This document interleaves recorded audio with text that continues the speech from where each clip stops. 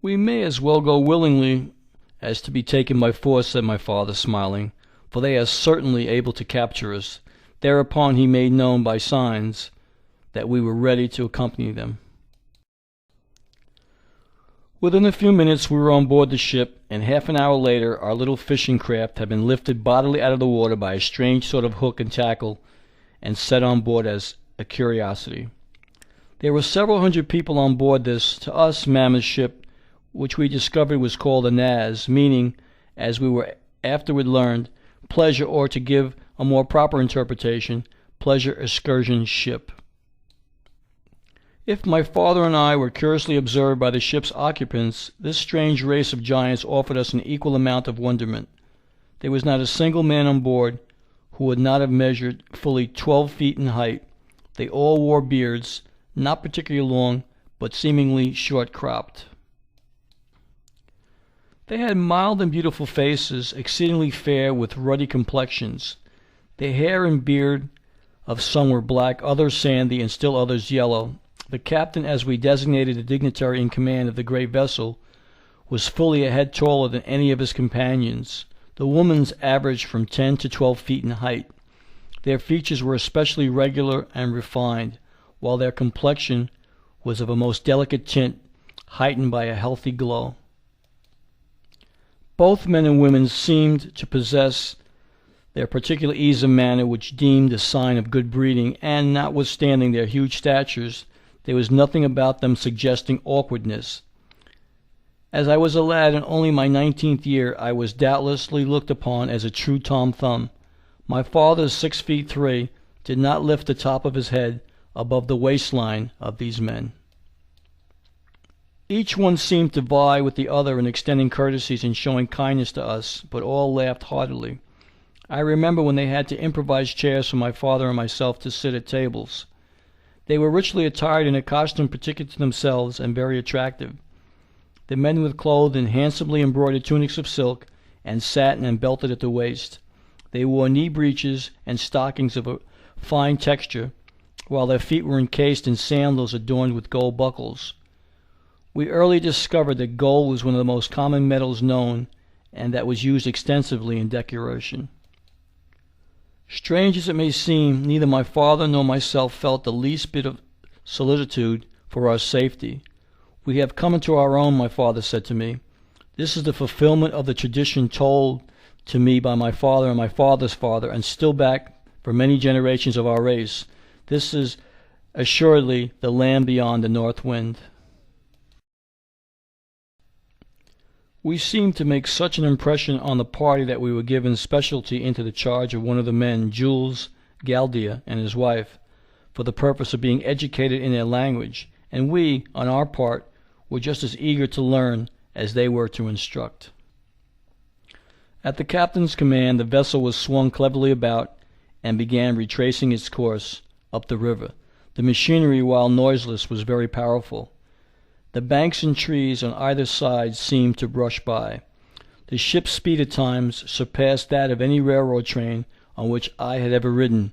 Even here in America, it was wonderful. In the meantime, we had lost sight of the sun's rays, but we found a radiance within, emanating from the dull red sun, which had already attracted our attention, now giving out a white light, seemingly from a cloud bank far away in front of us. It dispensed a greater light, I should say, than 2 full moons on the clearest night. In 12 hours this cloud of whiteness would pass out of sight as if eclipsed, and the 12 hours following corresponded with our night. We early learned that these strange people were worshippers of the great cloud of night. It was the Smoky God of the inner world. The ship was equipped with a mode of illumination which I now presume was electricity, but neither my father nor myself was sufficiently skilled in mechanics to understand whence came the power to operate the ship, or to maintain this soft, beautiful light that answered the same purpose of our present methods of lighting the streets of our cities, our houses, and places of business. It must be remembered the time of which I write was the autumn of 1829, and we of the outside surface of the world knew nothing then, so to speak, of electricity. The electrically supercharged condition of the air was a constant vitalizer. I never felt better in my life than during the 2 years my father and I sojourned on the inside of the earth. To resume my narrative of events, the ship on which we were sailing came to a stop 2 days after we had taken on board. My father said, as nearly as he could judge, we were directly under Stockholm or London. The city we had reached was called Jehu, signifying a seaport town. The houses were large and beautifully constructed, and quite uniform in appearance, yet without sameness. The principal occupation of the people appeared to be agriculture. The hillsides were covered with vineyards, while the valleys were devoted to the growing of grain. I never saw such a display of gold. It was everywhere. The door casings were inlaid, and the tables were veneered with sheetings of gold. Domes of the public buildings were of gold. They were used most generously in the furnishings of the great temples of music. Vegetation grew in lavish exuberance, and fruits of all kinds possessed the most delicate flavor. Clusters of grapes 4 and 5 feet in length, each grape as large as an orange, and apples larger than a man's head, typifying the wonderful growth of all things on the inside of the earth.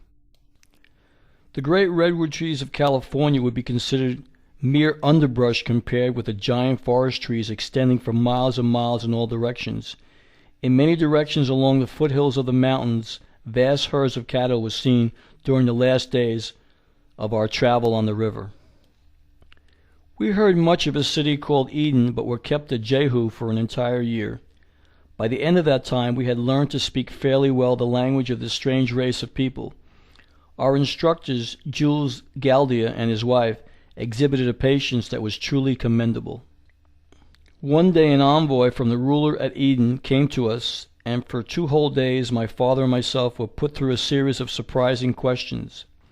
They wished to know from whence we came, what sort of people dealt without, what God we worship, our religious beliefs, the mode of living in our strange land, and 1,000 other things.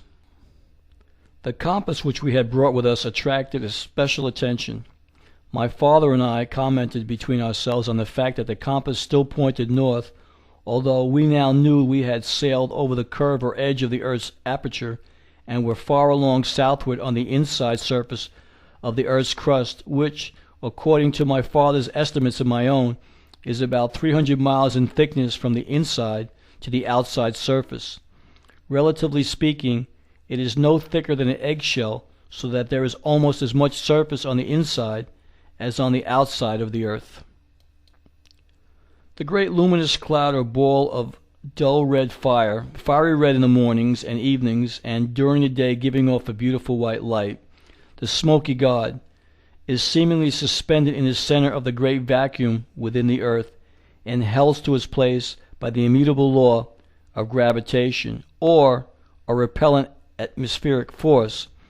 As the case may be, I refer to the known power that draws or repels with equal force in all directions. The base of this electrical cloud or central luminary, the seat of the gods, is dark and non-transparent, save for innumerable small openings, seemingly in the bottom of the great support or altar of the deity, upon which the Smoky God rests, and the lightning shining through these many openings twinkle at night in all their splendor, and seem to be stars, as natural as the stars we saw shining when in our home at Stockholm, excepting that they appear larger. The Smoky God, therefore, with each daily revolution of the earth, appears to come up in the east and go down in the west, the same as does our sun on the external surface. In reality, the people within believe that the Smoky God is the throne of their Jehovah and is stationary. The effect of night and day is therefore produced by the earth's daily rotation. I have since discovered that the language of the people of the inner world is much like the Sanskrit.